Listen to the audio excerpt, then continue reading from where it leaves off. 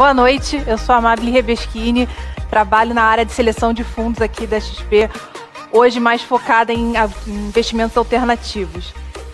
Estou aqui para apresentar um pouco mais dessa categoria com alguns gestores ilustres dessa indústria.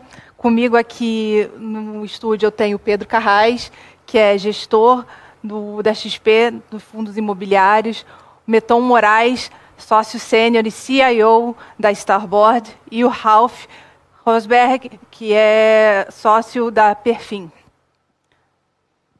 Obrigado, Amabile, pelo convite. É um prazer estar aqui com vocês. É legal ver a XP trazendo mais informação sobre esse mercado, que ainda tem uma série de dúvidas por parte dos investidores. A gente teve uma ótima oportunidade agora de conhecer um pouco mais com os especialistas.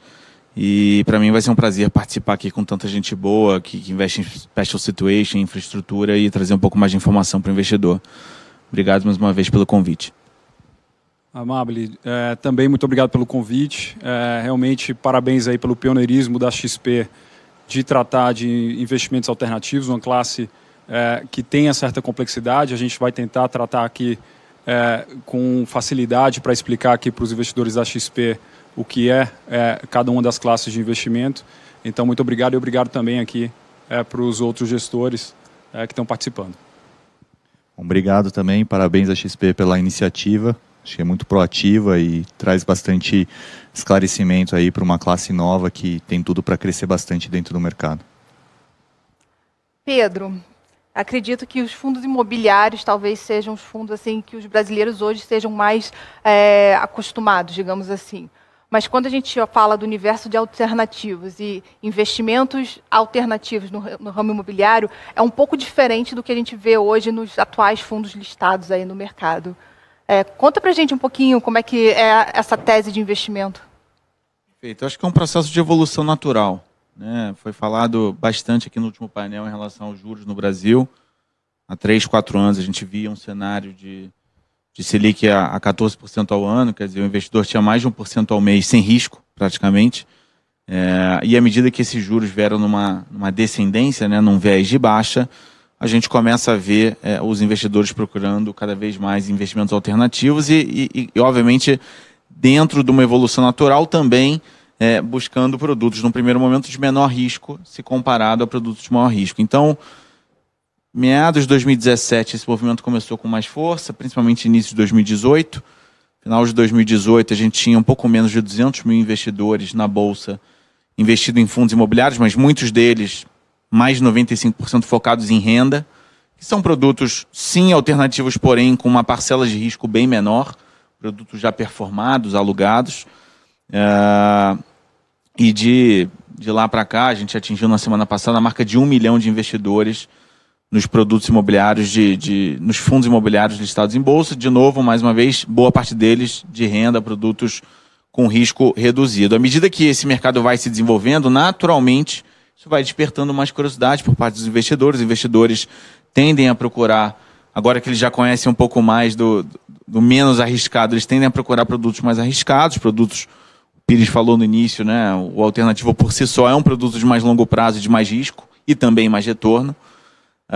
E eu vejo como uma evolução natural da indústria de fundos imobiliários, cada vez mais os gestores procurarem aí sim o que a gente chama de private equity imobiliário ou de desenvolvimento imobiliário, que é, ao invés de comprar produtos de renda já performados, comprar terreno, aprovar projeto, construir, alugar, até o eventual desinvestimento. Como tudo na vida, tem mais risco e tem também mais retorno, né? Então, a gente vê com bastante naturalidade, a gente está bastante ativo lá na XP Asset em relação aos fundos imobiliários. Nos últimos 3 anos, a gente teve um crescimento bastante expressivo, muito focado em renda, como eu falei, que era o passo natural, é um caminho natural para os investidores que até 4 anos atrás estavam acostumados a ganhar 1% ao mês sem risco. E agora que a gente já vê o pano de fundo mais consolidado, com juros mais baixos por um período um pouco mais longo, a gente já entende que o investidor está mais bem preparado e mais com menos aversão a risco e, portanto, mais interessado em produtos de mais risco e retorno, que é o caso dos fundos de desenvolvimento, que a gente vai explorar um pouquinho aqui ao longo da conversa. Legal. Acho que no outro espectro a gente tem os fundos de special situations, né, Meton? Acho que talvez seja até o nome, né? Já coloca uma coisa meio mística em volta do nome, Special Situations, assim. Explica pra gente um pouquinho o que seria um fundo de Special Situations. Não, claro. Engraçado você falou, vou entrar um pouco de detalhe, né? O que é, tentar explicar isso de uma forma simples. Mas essa classe de ativo é uma classe de ativo que ela é muito desenvolvida lá fora, né? Quando você pega Estados Unidos, Europa, até Ásia, isso já é uma classe de ativos que existe aí há mais de 30 anos. Então você tem aí players super bem estruturados, gente com bastante qualidade que investe nesse tipo de ativo. Por exemplo, a Apollo Global Management, que é talvez o maior investidor de fundos de Special Situations do mundo. E outro que eu acho que até é próximo da casa na XP, que eu já vi participando de algumas lives, que é a própria Oaktree, né? Então tem alguns desses nomes super fortes, bem estruturados lá fora. E essa é uma classe de ativo que começa a ganhar uma certa tamanho também agora no Brasil, principalmente com essa questão dos juros baixos, né? A gente tem uma série de oportunidades. O Special Seats, de uma forma, o Special Situations, né, situações especiais, de uma forma simples, investir em empresas boas, com bons fundamentos e que com valuation bom, né, o famoso bom e barato. Só que, obviamente, o bom e barato ele é difícil de achar no mercado e você precisa realmente entender que vai existir muito provavelmente algum tipo de complexidade em volta daquela situação. E isso é o que é a situação especial. A Starboard, por exemplo, a gente tem essa capacidade técnica de avaliar e reestruturar e resolver essa situação de complexidade e é assim que a gente gera valor, né? Então é um pouco da maneira como a gente pensa em situações especiais. Em termos de proposta de valor dessa classe de ativos comparados com outras, é realmente uma classe de ativos que tem retornos assimétricos, né? O que significa isso? Uma empresa que já está numa situação difícil, ela tem pouco downside naquela situação que ela está, mas ela pode ter uma situação de upside muito grande, né? Então, com a resolução dessa complexidade que aquela empresa está passando. Então, é isso aí que a gente vê que é muito interessante para esse tipo de ativo. O nosso investimento ele ocorre tanto em dívida como em equity, mas a dívida ela sempre tem características de dívida para ter as características de proteção de dívida, que é o colateral, que são as garantias, mas também ela ainda tem um kicker, né? Se a empresa vai bem no futuro, tem ali algum tipo de conversibilidade ou algum tipo de kicker na dívida, de forma a você conseguir retorno de equity com a proteção de dívida. É assim que a gente olha esse tipo de investimento. Na Starboard, hoje a gente tem em torno de 30 profissionais, temos aí a experiência de reestruturação de mais de 80 bilhões de reais de dívida, em torno de 10 investimentos só nesses ativos, ainda mais com a experiência dos sócios, que principalmente os sócios principais têm aí mais de 20 anos de experiência no mercado, então bastante experiência em investimento. E agora, né, o primeiro fundo foi levantado em 2015, o segundo fundo em 2018, aí com a XP. Estava até vendo o Gustavo Pires, quando falou aqui no começo, mencionando aí que a XP foi parceira em distribuir esse fundo, e agora a gente busca também um terceiro fundo aí ongoing. A gente trabalha muito com parcerias, né? Na Starboard também a gente tem uma parceria com a Apollo Global Management, que eu falei no começo, tem uma participação minoritária na empresa. A gente gosta dessas parcerias, como a parceria que a gente fez com a XP também. Com a própria Perfin, a gente tem uma parceria em investimento. Então, a gente gosta desse tipo de trabalho e atividades que a gente faz com parceiros. E a nossa tese de investimento é muito focada nisso, né?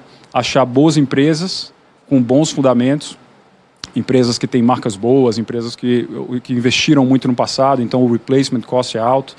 Então, boas empresas com bons fundamentos, mas que estão numa situação de complexidade. Pode ser uma recuperação judicial, pode não ser, né? Esse é um outro ponto também com relação a special situations, que não necessariamente a empresa precisa estar passando por uma recuperação judicial. Basta algum tipo de situação de complexidade, pode ser uma situação de sócios na holding, pode ser até um leilão que a gente acha que é relativamente vazio. Então, são todas situações que a gente pode entrar, que a gente chama de special cities, e que a gente consegue, voltando para o começo, aquela situação do bom ativo com valuation interessante, né, do bom e barato. Então, esse é um pouco do como a gente vê special cities e um pouco da nossa empresa também. Muito bom.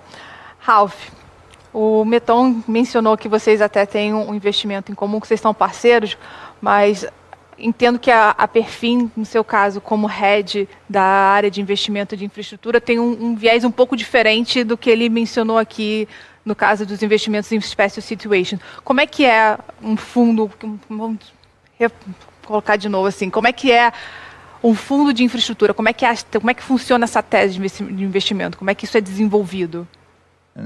Então, acho que até fazendo um link com o setor imobiliário, né? A gente começou no inverso do que o setor imobiliário de fato começou na Bolsa, né? A gente, na Perfin, começou fazendo os investimentos já greenfields, né? Então, os fundos que a gente estruturou foram fundos para fazer investimentos greenfields em projetos de linhas de transmissão, projetos de geração eólica, projetos de geração solar centralizada e distribuída. E aí, conforme esses projetos foram ficando prontos, né, a gente foi caminhando, né, e a gente já identificando o que tinha acontecido com o mercado imobiliário, né, e até olhando para fora, mercado americano, etc., com os REITs, a gente já entendia que isso seria uma tendência natural, né, para o mercado brasileiro, né, com as questões do benefício que você tem na questão do FIPE, né, a questão da isenção fiscal, seja no ganho de capital, seja no rendimento. Então, seria uma classe que, dada a natureza, né, da característica dos ativos, principalmente no foco que a gente tem hoje, que é energia elétrica, né, e agora a gente está estudando saneamento, mas por enquanto só temos os projetos já investidos em energia elétrica, dado a natureza e a particularidade dos projetos, né, as características do fluxo de caixa que esses negócios geram, eles têm uma similaridade, né, uma resiliência tão grande que faz sentido depois, conforme esses projetos forem ficando prontos, você criar esses veículos listados de forma a trazer aí um público maior para esses investimentos, obviamente com um yield menor, porque como colocado ali, o projeto está pronto, né, enfim, ou próximo de, então obviamente o risco, né, de desenvolvimento já foi muito mitigado, o risco de financiamento, o risco de construção e assim por diante, então obviamente a taxa comprimiu, enfim, é natural que você tenha um outro nível de retorno esperado para aquele investimento. Então hoje, dentro da Perfin, a gente tem um foco em energia e agora no saneamento. Atuamos na área de linhas de transmissão, energia elétrica, em geração de energia eólica e solar, e geração distribuída também. Normalmente sempre com parceiro estratégico, né? Então a gente entende aí as limitações do que a Faria Lima ou o Leblon, enfim, tem, e obviamente não é fácil você construir um projeto, principalmente num país complexo como o Brasil. Então a gente sempre busca parceiros estratégicos que já tenham tido esse know-how, tenham aprendido a duras penas aí, todas as particularidades e os desafios que existem de se construir um projeto de infraestrutura de grande porte no Brasil, e a gente atua a nível de conselho. Muitas vezes, às vezes tem uma atuação um pouco mais direta, mas a nível de conselho, é um conselho participativo, tá? Muitas vezes, quase todos os investimentos que a gente tem são reuniões semanais que a gente tem de follow-up, mas a gente deixa o nosso parceiro tocar a implementação desses projetos. Então, de fato, na linha de transmissão, né, a maioria dos nossos projetos são com a Alupar, né, nos projetos Greenfield. A gente fez uma aquisição junto com a Starboard, de fato, de um ativo que era uma special situation, que a Starboard desenrolou muito bem lá em relação a uma RJ, mas e a gente entrou como sócio no ativo específico aqui no Brasil, de linha de transmissão, mas e nos projetos de geração eólica, a gente tem Casa 200 como parceiro, parte solar, a gente investiu numa empresa, acabou criando uma empresa de geração distribuída, que é a maior empresa do Brasil hoje, são mais de 700 milhões de reais de investimento que a gente fez em um ano, com 181 megawatt pico, enfim. Então, isso que é o nosso modelo, e agora, com o IPO que a gente acabou fazendo do Perfin 11, do Apollo Perfim Apollo Energia em janeiro, esse fundo, eventualmente, se tiverem oportunidades interessantes, ele pode adquirir ativos performados dentro desses segmentos que a gente atua: transmissão, geração centralizada eólica, solar ou distribuída solar.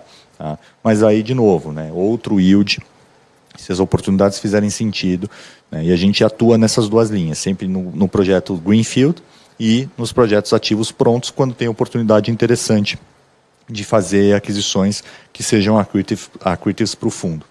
Legal. Eu acho que o Pires mencionou na nossa abertura, né, esse cenário, né, de taxa de juros mais baixos, né, no Brasil, que acho que nunca ninguém viveu, ou não imaginava, né, que a gente, no Brasil um dia teria taxas de juros tão baixas. E nesse cenário, né, ainda mais agora, acho que o outro cenário que nunca ninguém pensou foi um cenário pós-pandemia. Acho que nunca ninguém aqui viveu ou pensou em viver uma pandemia. Diante de tantas mudanças, né, acho que é fácil imaginar novas oportunidades, né? Então, Pedro, como é que você vê esse cenário para o Brasil diante de tantas mudanças, assim, para o setor de imobiliários? Perfeito. Eu acho que foi o que você falou. A pandemia é algo absolutamente inédito. Do dia para a noite, a gente precisou se isolar nas suas respectivas residências por um período desconhecido. Então, a gente não sabia se ia ficar 1 mês, 3 meses, 6 meses, 1 ano. O que, obviamente, gerou uma série de desafios, mas também de oportunidades. Eu tenho falado em algumas oportunidades que, se teve um segmento realmente vitorioso, segmento imobiliário realmente vitorioso da pandemia, é o segmento de logística, né? Porque as pessoas que já usavam o e-commerce passaram a usar mais, por uma questão de necessidade. Quem não utilizava, né, gerações com um pouco mais de receio, não tiveram outra opção senão passar a utilizar. E, sem sombra de dúvida, o e-commerce, como tem sido falado aí na mídia, andou 5 anos em 5 meses, ou 6 anos em 6 meses. A penetração do e-commerce no varejo aumentou bastante. E nós, enquanto consumidores, eu, você, Meton, Ralph, a gente está cada vez mais exigente, né? A gente quer a entrega no menor custo, no menor prazo, com a maior qualidade, o que faz com que as empresas precisem se estruturar cada vez mais para atender esse consumidor no menor prazo possível. O parque logístico no Brasil é bastante deficitário se comparado a países mais desenvolvidos. Quando você olha, por exemplo, os Estados Unidos, a gente tem aproximadamente 1/10 do que eles têm lá. O parque logístico de qualidade, menor ainda. A gente tem menos de 20% do parque logístico no Brasil. É um parque logístico realmente de qualidade, como a gente chama de padrão A ou AAA. Então, de fato, tem muita oportunidade no segmento logístico, porque cada vez mais o e-commerce vai fazer parte da vida das pessoas. Então, a gente, entrando nessa tese, na linha do que eu falei há pouco, de botar uma pimentinha maior nos produtos imobiliários, dado que o cenário macroeconômico permite isso, a gente está iniciando o desenvolvimento de um fundo de logística, diferente dos nossos fundos que já existem, que compram ativos performados. A gente vai desenvolver ativos de logística, a gente vai produzir dentro de casa ativos de logística, comprando terreno, aprovando o projeto, construindo, alugando, até um eventual desinvestimento.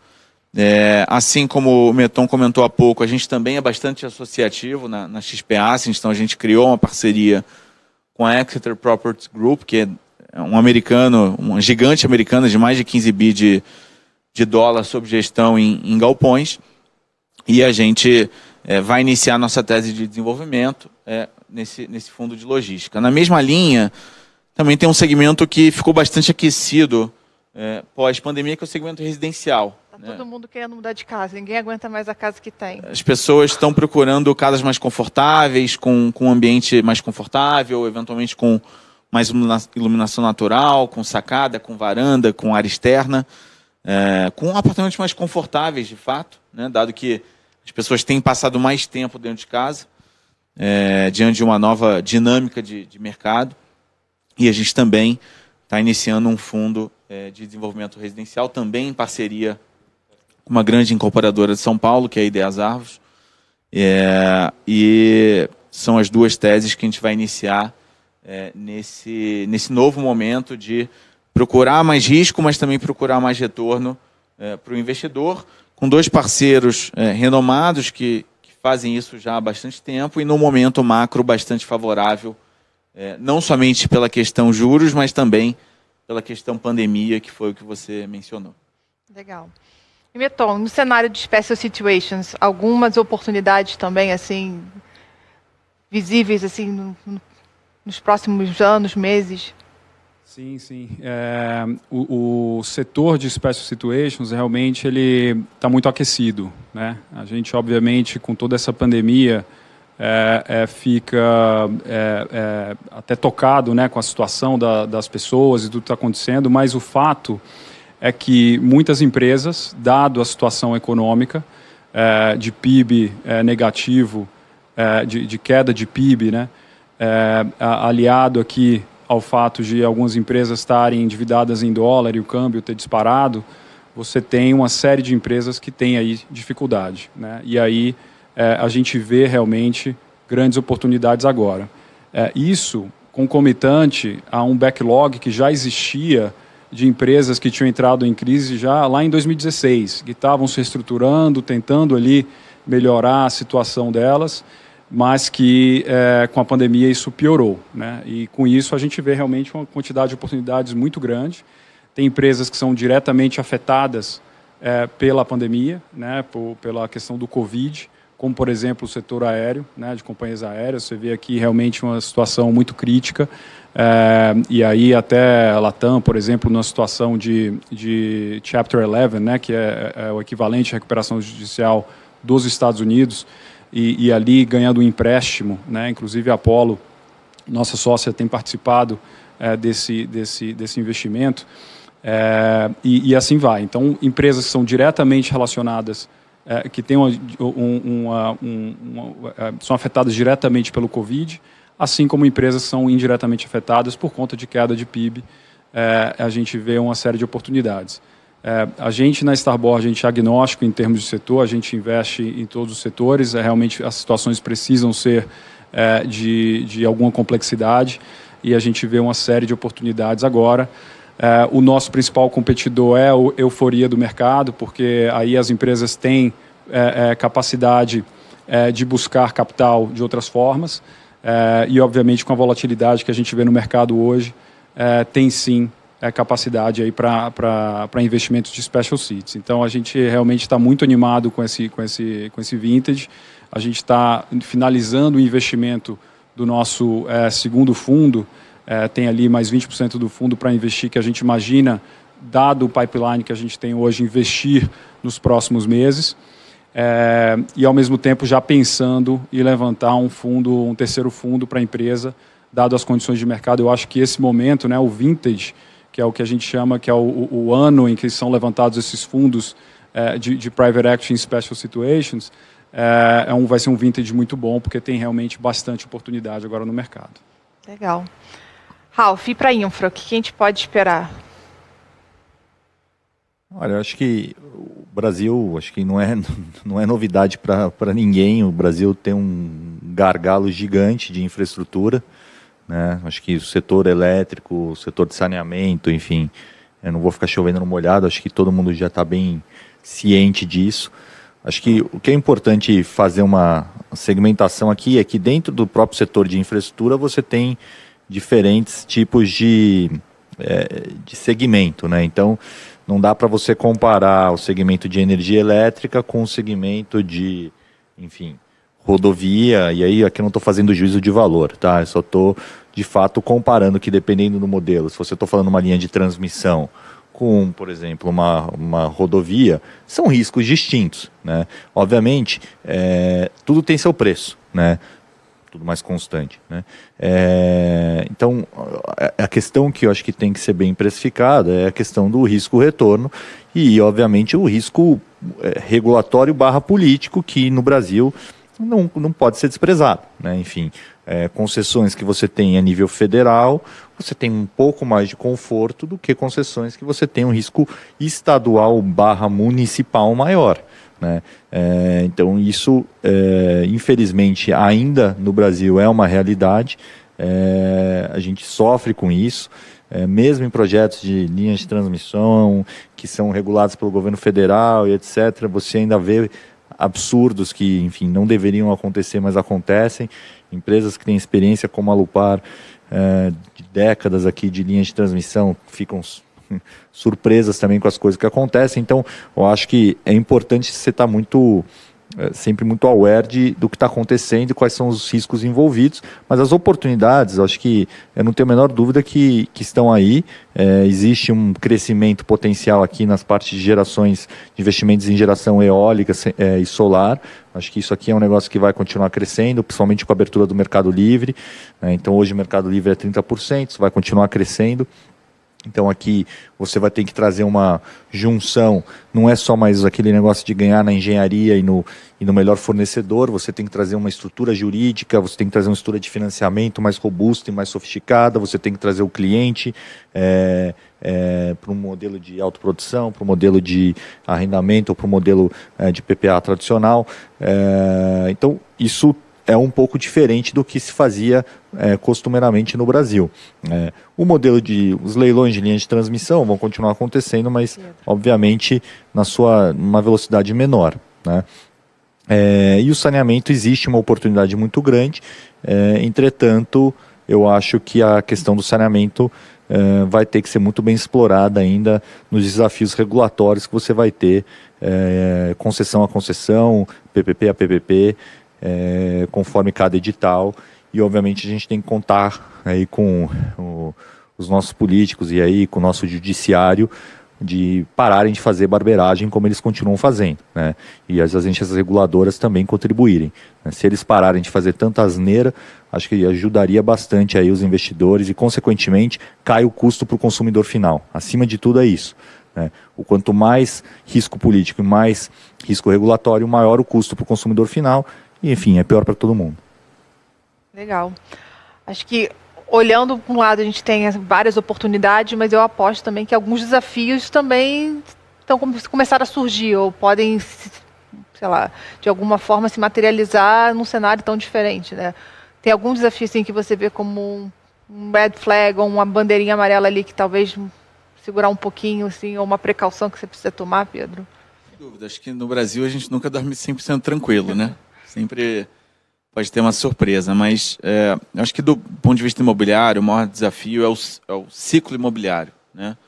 Do dia que você começa a prospectar um terreno, comprar o terreno, aprovar o projeto, construir, alugar até desinvestir, é um ciclo de 4, 5, algumas vezes 6 anos. E em 6 anos, quer dizer, futurologia, né? Muita coisa pode acontecer. A gente está começando a investir num cenário absolutamente propício, não só do ponto de vista macroeconômico, mas também do ponto de vista imobiliário por si só, né? Você tem, nesses dois segmentos que eu mencionei há pouco, principalmente um desequilíbrio de oferta e demanda favorável para o incorporador. Então, em tese, é um bom negócio neste momento você desenvolver um galpão logístico, porque você sabe que tem demanda. Eu não consigo enxergar no horizonte de curto ou médio prazo algum tipo de retração nesse segmento, mas pode ser que daqui 5 ou 6 anos, quando a gente for desinvestir, e pode ser, você tenha um cenário de juros diferente desse que você tem hoje, o que pode gerar algum tipo de dificuldade para você fazer desinvestimentos mais interessantes, né?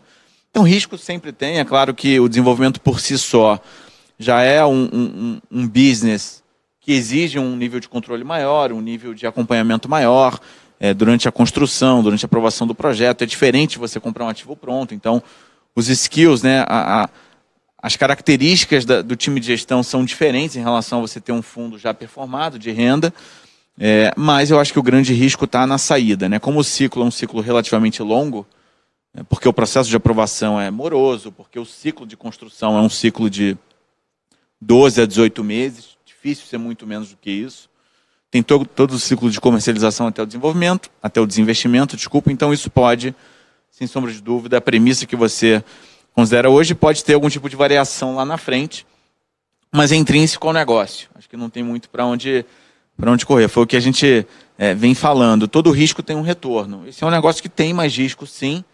Por outro lado, no momento que você acerta o momento do ciclo, o timing, você multiplica por 2, 3, 4 vezes o retorno que você teria num fundo já performado, num fundo de renda. Não dá para dizer que não tem risco. Tem risco, tem desafios. Mas tudo leva a crer, por tudo que a gente está vivendo no Brasil, juros, toda a questão das reformas que andaram um pouco de lado ao longo dos últimos meses por conta de pandemia, mas que estão na pauta para um futuro próximo. Isso tudo leva a acreditar que a gente vai ter um cenário mais favorável, com juros mais baixos por um período mais longo e, naturalmente, favorecendo também o desenvolvimento de novos produtos imobiliários, que, de novo, é cultural do brasileiro. O brasileiro gosta de imóvel, né? Historicamente, o brasileiro gosta de imóvel.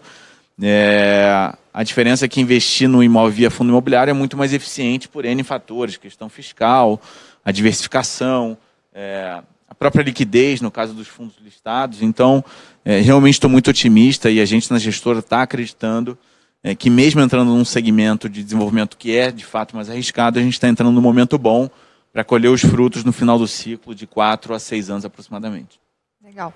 Agora eu vou fazer uma pergunta para os três, assim, pensando no investidor que ainda não colocou o pezinho, né, em investimentos alternativos, vai começar a olhar para essa classe de ativos a partir dessa semana, né, que a gente está, desses painéis que a XP está apresentando para os investidores brasileiros. Assim, quais seriam as dicas, assim, que você dicas ou então pontos de atenção que o investidor deveria ter na hora de pensar em começar a investir nessa classe de ativos, Meton? Acho que aqui é um excelente ponto e eu acho que até no painel anterior o Chu falou de maneira muito completa, né? Eu acho que realmente essa classe de ativo, né? Todas essas classes de ativo alternativas e aqui incluindo a classe de Special Situations, tem um grau de complexidade alto, tem um grau realmente de dificuldade de investimento que você precisa procurar um gestor que tenha expertise, né? Precisa de alguém que consiga realmente fazer aquele investimento bem feito, né? Ou seja, você pode olhar o track record do gestor, você pode olhar o time do gestor e com isso escolher qual gestor que o investidor quer estar, né? Então acho que esse é o principal ponto que as pessoas devem fazer, além de buscar também conhecimento e sobre a classe de ativo em diversas fontes, até para entender um pouco melhor. Mas eu diria que a busca por um investidor certo é o melhor trabalho que os investidores deveriam fazer. Acho que, complementando, que de fato o Chu colocou bem, o Meton complementou, só falando especificamente sobre fundo de os FIPs e ES e parte de infraestrutura, é importante ficar claro, o FIPE ele é um veículo, tá?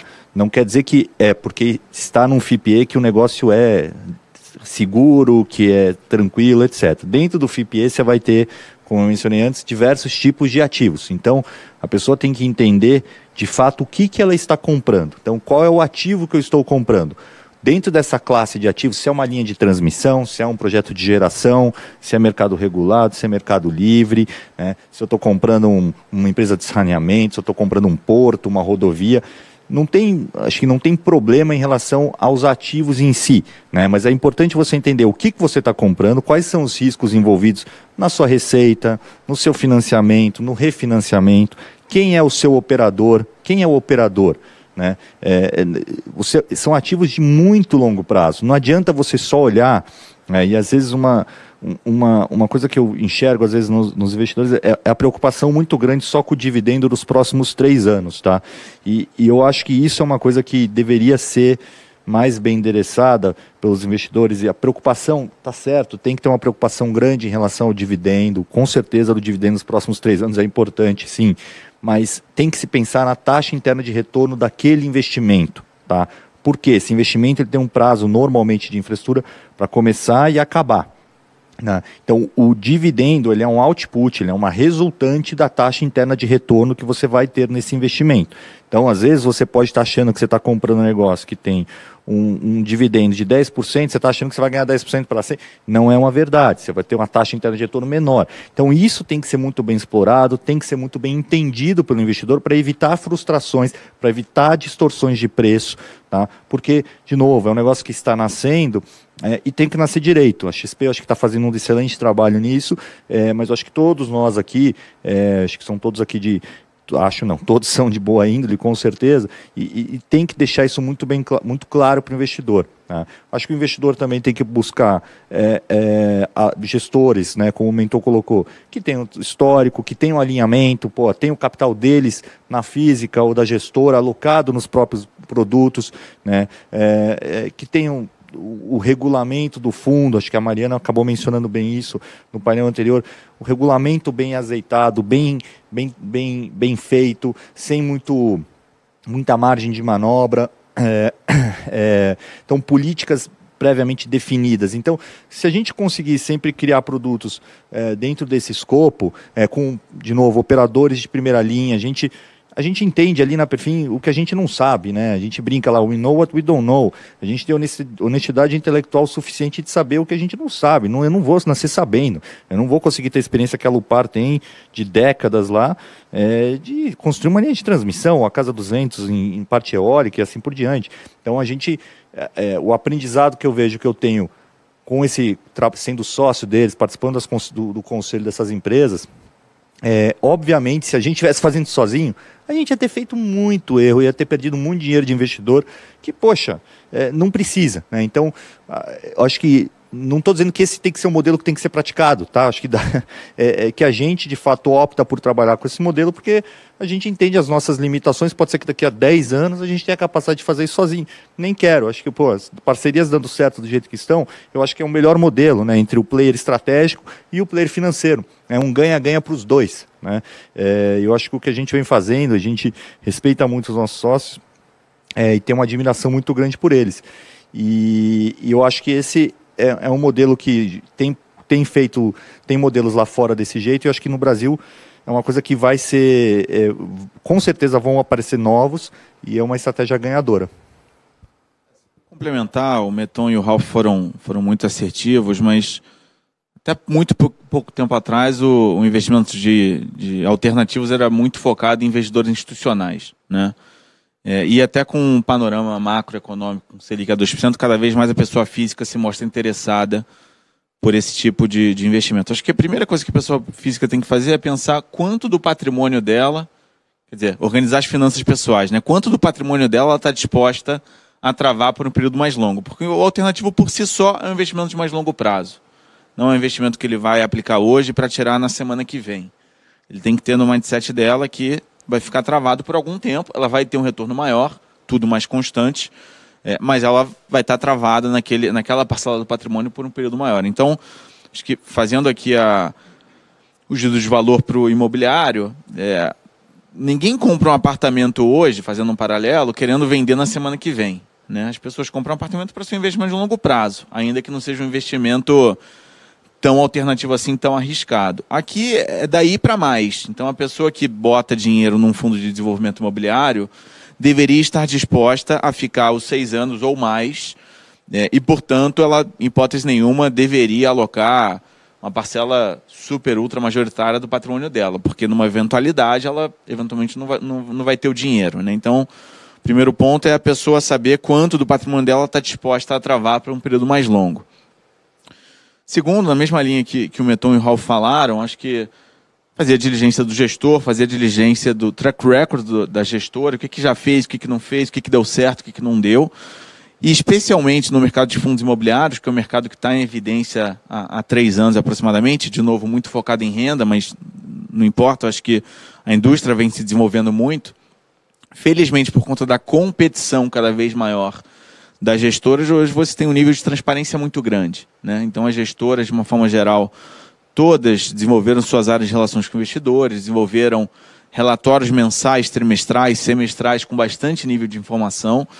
E hoje, para o investidor que tem curiosidade de conhecer um pouco mais, ele tem todo tipo de informação disponível, coisa que, na minha opinião, 3, 4 anos atrás, era muito mais precário. Você tinha um mercado ainda em baixíssimo desenvolvimento do Brasil e as pessoas compravam um fundo imobiliário sem saber o que tinha por trás do fundo. Quer dizer, estou comprando o fundo, mas eu nem sei qual é o imóvel que está ali por trás, se o fundo investe em papel, se é tijolo, o que quer que seja. E hoje, felizmente, as gestoras estão mais profissionais, o nível de transparência está muito maior.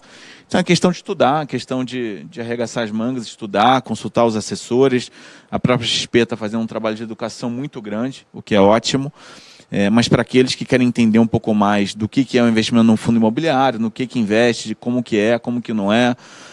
Felizmente já tem bastante material disponível nas gestoras e na própria CVM. Então acho que é uma questão de evolução natural e eu acho que é tudo uma questão de educação financeira. Quanto mais as pessoas mostrarem-se curiosas para esse tipo de investimento, mais elas estarão seguras, depois de muito estudo, muita leitura, para investir nesse mercado de alternativos. Acho que legal, acho importante ter falado isso nessa parte de educação. Acho que antes de começar qualquer coisa é bom entender onde você vai investir, é bom você saber com quem você vai investir, e acho que a XP veio aqui justamente com o Alternative Week apresentar essa classe de ativos tão desconhecida hoje para o investidor brasileiro, tentar desmistificar um pouco, trazer gestores tão já acostumados, experientes, para informar e dividir um pouco desse conhecimento. E eu gostaria de agradecer a presença de todos vocês aqui, acho que foi muito bacana, tudo que vocês puderam dividir com a gente. Acho que hoje os clientes da XP saem conhecendo um pouquinho mais de cada uma dessas classes e peço que também os clientes fiquem atentos até os próximos painéis, que amanhã a gente tem Venture Capital e Private Equity, então mais duas categorias bastante relevantes nessa categoria de ativos alternativos. Uma boa noite e muito obrigada.